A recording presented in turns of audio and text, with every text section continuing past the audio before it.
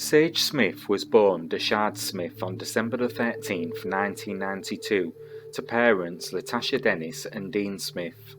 Her parents separated when she was still a newborn, and her father went to jail on drug charges. Sage grew up in an area of Charlottesville experiencing extreme poverty. At the age of 3, Sage was being raised by her grandmother, Miss Cookie, who had been a dedicated parent and prominent community advocate. The Garrett Square housing complex where they lived was a rough complex, and the addition of an iron fence made the neighbourhood feel like a prison. Soon after, Miss Cookie and the family moved to another neighbourhood, where Sage met Shakira Washington, who would eventually become one of Sage's closest friends. Sage eventually returned to her mother's care, before being placed into the foster system after her mother was deemed unfit to raise her. According to her friends and family, Sage identified herself as a transgender woman. One day she came to Miss Cookie and said that there was something on her mind, that she wanted to confess. Her family had known she was gay from a young age, and for the most part had accepted it. Dean, however, had trouble initially accepting her sexuality. When she told him he cut off contact with her, which deeply upset Sage. He would eventually reconnect with her. While she grew comfortable with her transgender identity, she encountered harassment and bullying. Sage graduated from high school in 2011. In March 2012, she moved into her own apartment and soon invited Shakira and their other friend Aubrey Carson to live with her. The apartment, which was located on Harris Street, was dubbed the Dollhouse Mansion due to its pink walls, and the girls would often host parties. The group also frequented parties that secretly catered to men, and would often invite men and friends over to their shared apartment. In order to pay the rent, Sage worked at a hair salon and was taking classes to become a professional hairdresser. On the night of November 19, 2012, the girls held a party at the apartment in celebration of Shakira's 19th birthday. At some point, a girl arrived and stated that she wanted to fight one of Sage's friends over a man. The fight ended up outside, and Sage became involved and began fighting a male acquaintance of the girl. The police were eventually called, and the man filed a report against Sage, claiming she'd damaged his car. No one was arrested, and the officers soon left.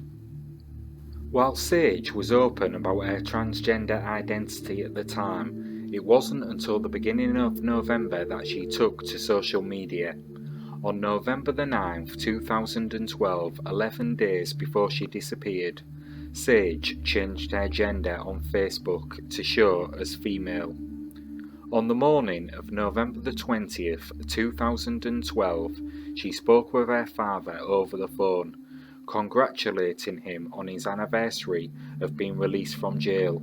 Sometime during their conversation, she asked him for money. It's not known for sure what she wanted this money for, but some accounts suggest it was to get her hair braided. Around 5:40 p.m, Sage woke up Aubrey, who was taking a nap in the living room. They had a short conversation where Sage let her know she was heading out for a bit to meet a man, but that she'd be back later in the evening.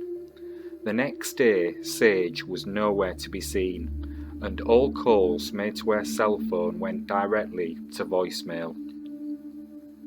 Sage's stepsister claimed to have seen her on the night of November 20th walking down Main Street at around 6:30 p.m.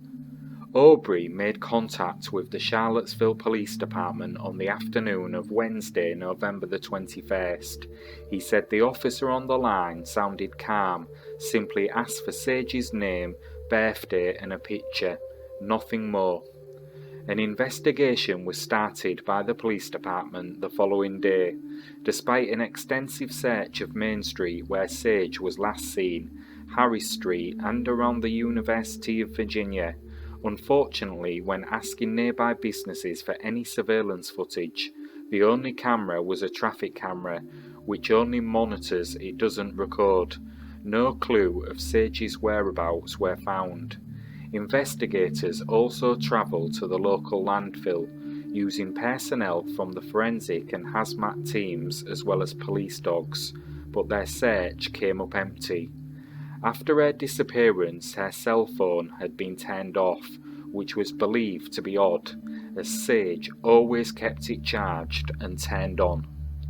In order to get a better picture of Sage's movements on the night she disappeared, investigators subpoenaed her cell phone records. The family took matters into their own hands. They guessed Sage's account password and soon accessed the records themselves, where they learned her last known contact was with an unknown person who possessed an out-of-state number. Hoping to catch a break, Dean posted the number on Facebook and was soon contacted by a person by the name of Yami Otis, a trans woman who socialised in similar circles. She recognised it belonged to a man named Erik McFadden. According to her, Sage had been dating McFadden, who was not yet open about his sexuality. The two most likely met through one of Sage's casual encounter ads on Craigslist. Sage contacted Erik McFadden on the night of her disappearance and made plans to meet him near the Amtrak station. Prior to her disappearance, Sage's phone records revealed the two had been exchanging texts and calls for several weeks, and they may have met multiple times for sex. McFadden, who was in a relationship, had reportedly paid Sage money to keep their relationship secret. On November the 24th, McFadden's girlfriend reported him missing to the Charlottesville Police Department. McFadden's colleagues confirmed he went missing shortly after Sage's disappearance, with no warning. Erik called his girlfriend Esther on November the 25th and told her that he was in Washington, D.C. and that he needed money. The police got a call from McFadden and he claimed that the meeting near the Amtrak station with Sage never happened and that he didn't know of her whereabouts. Before the police could conduct an in-person interview, McFadden stopped responding to their calls. On November the 29th, McFadden's girlfriend contacted the police again and said he was taking a bus back to Charlottesville. However, he changed his mind the next day. McFadden wrote an email to his girlfriend claiming Sage had been blackmailing him to keep their relationship secret. He revealed that he did meet with her on the evening of November the 20th. This provided a different sequence of events to the one he had initially shared with investigators. According to the email, the pair were approached by a group of people. Claiming Sage had enemies, he wrote that he'd walked away before anything bad could happen. With Esther's consent, investigators searched his apartment. They seized his computer and while there uncovered a receipt from a nearby CVS, which showed he'd made a purchase on November the 22nd. This led investigators to believe he may have left town after being outed. They spoke to Aubrey about McFadden, who told them she'd only met him briefly during an encounter on Main Street with Sage. In another strange development, on December the 3rd, Aubrey was discovered using Sage's food stamp card at a local convenience store. When questioned, she told investigators that the three roommates often shared their possessions and that she had taken the card in order to purchase groceries for the apartment. This led for suspicion to grow around Aubrey, as police weren't able to confirm her alibi for the night of November the 20th. In January 2016, police interviewed Shakira and learned that Aubrey wasn't being completely forthcoming with what she knew. Shakira also informed them that she had become unsettled about Aubrey using Sage's food stamp card and other personal belongings. Sage and Aubrey had been in competition with each other, and it was claimed that Aubrey was jealous of Sage. Holes in her story began to emerge. It was discovered that she'd seen McFadden more than one time that she claimed. Police believed she was hiding something, but she continued to claim she had told them all she knew. It should be noted that police have no evidence linking Aubrey to Sage's disappearance. Police announced in March 2017 that Erik McFadden was a person of interest in the case, however more so as a witness than as a suspect. They also announced that as of December 2016, the case had been changed to a homicide investigation. When asked why they delayed sharing this information, they cited it was out of respect for the family. In May 2018, investigators, along with a forensic unit, took another look at Sage's old apartment.